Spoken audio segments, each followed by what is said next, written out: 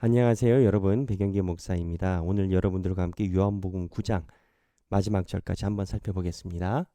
요한복음 9장 24절부터 41절까지입니다. 자, 24절에서부터 41절에 보면 유대의 이 내용을 살펴보면 그렇습니다. 성경 읽어볼게요. 이에 그들이 맹인이었던 사람을 두 번째 불러 이르되 너는 하나님께 영광을 돌리라. 우리는 이 사람이 죄인인 줄 아노라. 대답하되 그가 죄인인지 내가 알지 못하나 한 가지 아는 것은 내가 맹인으로 있다가 지금 보는 그것이니라. 자, 유대인들의 시도가 나옵니다. 유대인들의 시도, 분리법, 이간질, 하나님께 영광.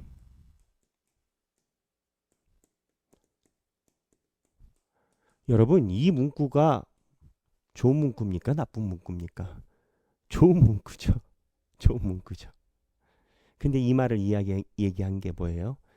예수 잘라먹기입니다. 예수는 죄인입니다. 왜요? 안식일 어겼다고. 그러니까 큰 틀에서 도식이 이런 거예요.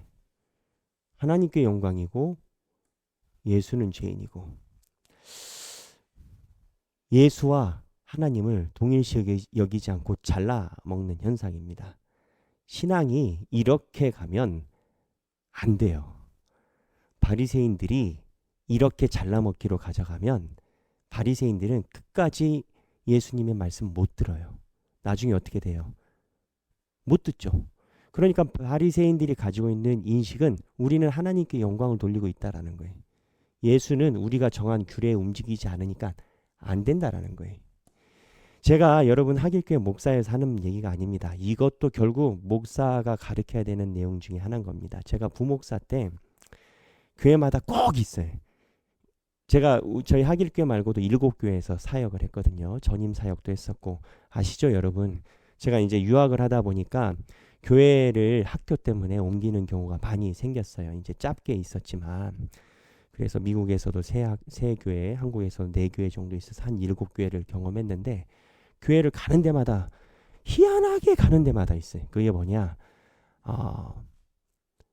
제가 이제 목사인지도 아는데, 목사님, 저는 교회를 생각하는 거하고 담임 목사님 생각하는 것은 다릅니다. 하나님의 영광을 생각하는 거하고 담임 목사님에 대해서 이루어져야 된다 생각하는 건 다릅니다. 그거 희한하게 교회마다 다 있습니다, 여러분. 다 있어요.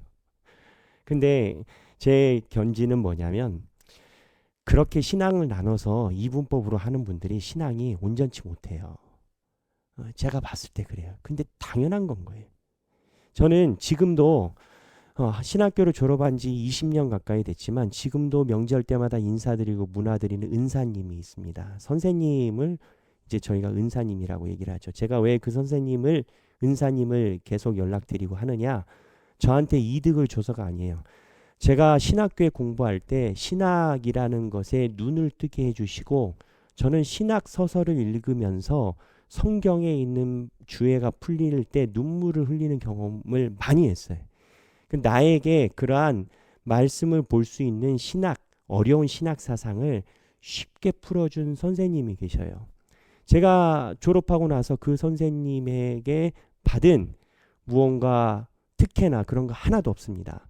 그 선생님은 저에게 조직신학으로 박사학위를 해오기를 원하셨지만, 저는 하나님이 원하셔서 예배학으로 박사학위를 하게 됐고, 그래서 그 선생님이, 제가 그 선생님께 인사드림이 저에게 오는 이득은 현재까지는 아무것도 없어요. 하지만 명절 때마다 인사를 드린, 그리고 제가 모셨던, 제가 존경하는, 제가 섬겼던 목사님 중에도 제가 인사드리는 목사님이 있어요. 이게 제 얘기니까 무얼 얘기를 하느냐?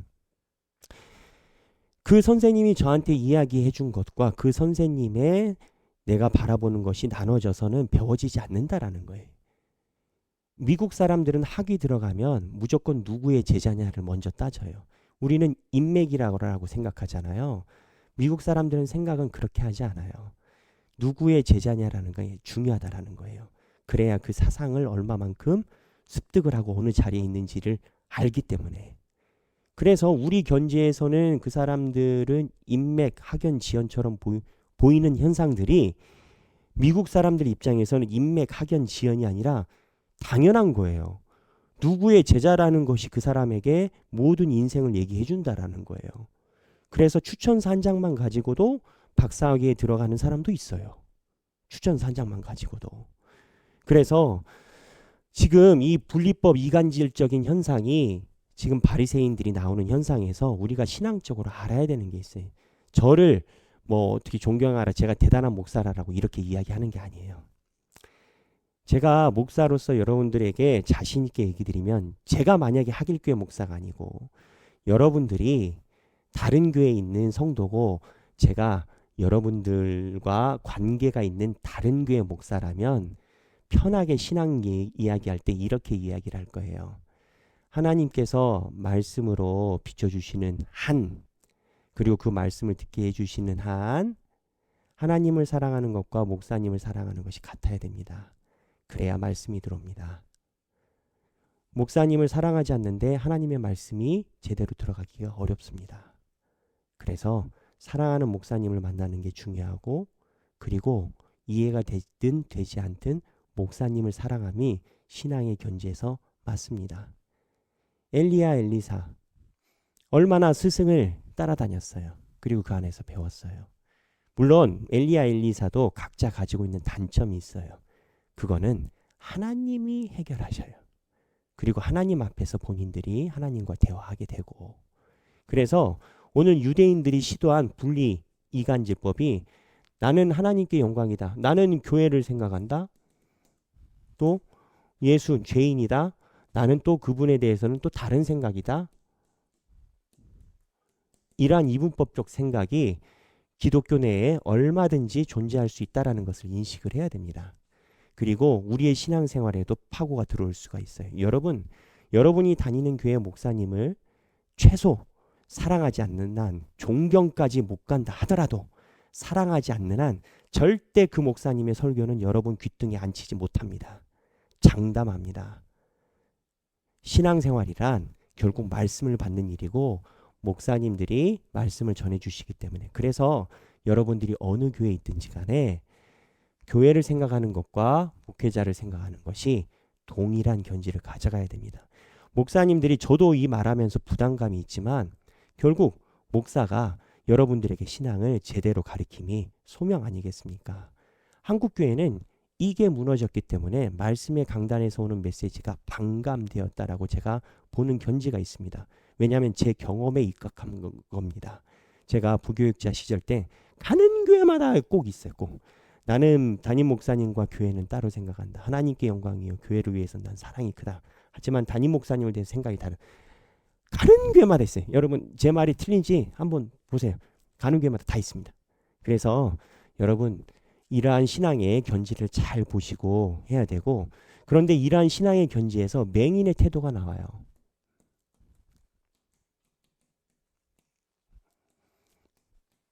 맹인의 태도. 맹인은 어떠한 태도를 가지고 있어요? 맹인은 이 견지에 흔들리지 않습니다. 안 흔들리고 예수를 오히려 더 확실하게 증거를 합니다. 그래서 이 맹인이 이야기를 해요. 자, 30절에 그 사람이 대답하여 이르되, 30절입니다. 이상하다. 이 사람이 내 눈을 뜨게 하였으되 당신들은 그가 어디서 왔는지 알지 못하는도다. 하나님이 죄인의 말은 듣지 아니하시고 경건하여 그의 뜻대로 행하는 자의 말은 들으시는 줄을 우리가 아나이다. 그러니까 이 맹인은 생각의 기점이 다른 거예요. 생각의 분기점이 다른 거예요. 무슨 얘기냐? 지금 바리새인들은 밑에서 우리가 하나님께 영광인데 하나님께 영광으로 보니 예수가 아니다, 이렇게 얘기를 하는데, 맹인은 아니 예수가 이 기적을 행했는데 하나님과 하나이어야 이 역사가 나타나는 거 아니야? 예수가 하나님께 음성을 들어야 이러한 일이 일어나는 거 아니야? 예수가 하나님께서 허락을 해주셔야 이런 일이 일어나는 것 아니야? 그럼 하나님께로 온 건데 너희들은 왜 이걸 모르지? 너희들은 하나님이랑 연결이 안 돼 있어? 아예 생각이 다른 거예요. 아예 생각이. 은혜 따로 신앙 따로 안 된다니까요. 은혜랑 신앙이 하나라니까요. 지금 바리새인하고 맹인은 아주 냉소적인 현대인들의 시각을 보여주고 있는 거예요. 그래서 이 맹인이 뭐라고 얘기해? 너희들이 이상하다. 그러면서 이야기하기를 창세 이후로 맹인으로 난 자의 눈을 뜨게 하면 듣지 못하였으니 이 사람이 하나님께로 오지 아니하였으면 아무 일도 할 수 없으리라. 라고 누가 얘기를 했어요? 맹인이 얘기를 했어요. 하나님께서 예수님을 통해서 하지 않으면 아무도 못할 거라는 거예요. 하나님의 역사와 기적과 하나님의 길이 보이는데 너희들은 왜 이거를 못 본다고 이야기를 하느냐라는 거예요. 그들이 대답하되 내가 온전히 죄 가운데 나서 우리를 가르치려고 하느냐 이에 쫓아내느니라 라고 이야기를 해요. 그래서 여기에서 이야기하는 내용을 살펴보면 굉장한 시각의 차이가 있어요. 그러고 나서 35절부터 이야기를 해요. 쭉 가다 보면 예수께서 이제 그 맹인을 만났어요. 35절에 그리고 인자를 믿느냐 내가 믿고자 하나이다. 36절에 주여 내가 믿나이다 하고 절하는지라. 그래서 여기에 보면 이 사람이 온전하게 예수를 받아들이고 그리고 예수님을 만나고 있는 장면이 나와요. 여러분 이러한 모습을 뭐라고 이야기를 하느냐? 경건이라고 이야기를 합니다.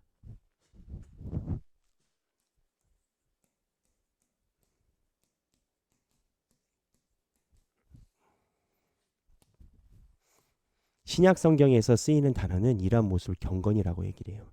경건은 뭐냐? 그의 뜻대로 행하는 거예요. 우리처럼 성경 공부 많이 하는 교회에서 꼭 한 번쯤 봐야 되는 겁니다. 행하는 거예요. 맹인 어땠어요? 맹인은 행했어요. 무엇 행했어요? 예수님 편에 섰어요. 아니라 얘기를 했어요. 바리새인들과 하물며 권세를 가지고 출교의 권한을 가지고 있는 바리새인들과 대적을 했어요. 행하는 거예요. 믿음은 행함이에요. 신앙생활은 돛 닦는 게 아닙니다, 여러분. 내가 누구를 사랑하면 행동이 나오잖아요. 예수 그리스도를 사랑하게 되면 내가 주께 뭘 드릴까 하는 거잖아요. 믿음은 온전한 믿음은 내가 하나님의 은혜 안에 있다면 그에 부합한 행함과 결단과 실천이 따라 나오는 거예요. 그래서 이 경건에 대해서 미가서 6장 8절에 뭐라고 얘기를 하냐면 미가서입니다. 미가서 6장 8절 사람아 주께서 선한 것이 무엇임을 내게 보이셨나니 여호와께서 내게 구하는 것은 오직 정의를 행하며 인자를 사랑하며 겸손하게 내 하나님과 함께 행하는 것이 아닙니다.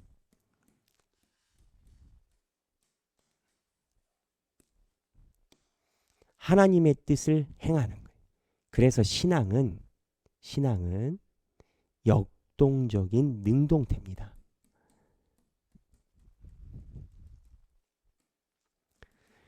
예수님의 제자들이 예수가 부활 승천하시고 왔을 때 예수님이 하늘에 계신 신이셨다. 예수님이 우리는 사람인 줄 알았는데 신이셨다. 부활 승천하셨다. 굉장한 깨달음을 얻었다. 이러고 주여 하고 있었다면 초대교회가 형성이 됐겠습니까? 바울은 가는 데마다 돌에 맞을 뻔했고 때로는 같은 예수를 믿는다라는 형제들을 만나서도 모욕을 당했고 바울은 그러한 역사를 가지고 있어요. 바울이 왜 그러한 일을 했어요? 하나님과 함께 행하는 거예요. 결국 이 행함이 믿음의 본질이에요. 근데 이 행함의 모습을 보여주는 게 누구겠어요? 믿음의 본질 예수예요. 예수님 굳이 안식일에 안식일만 아니어도 근데 왜 예수님이 왜 안식일에 예수님은 믿음의 충돌을 가져가시는 거예요. 안식일의 주인이 너희냐? 하나님이다. 예수님은 이 땅에 와서 3년 동안 틀어진 사이각을 교정시키려고 부단히 노력을 하십니다. 그래서 예수님을 중심으로 율법이 완성된 잘못된 율법을 온전한 율법으로 완성시키는 작용으로 나가는 거예요. 이게 중요합니다. 그래서 여러분 오늘 이 내용이 24절부터 41절이 우리가 묵상할 만한 내용이 많이 있어요. 믿음은 행하는 거다. 오늘 한번 여러분들 삶에서 나눠보시면 좋겠어요.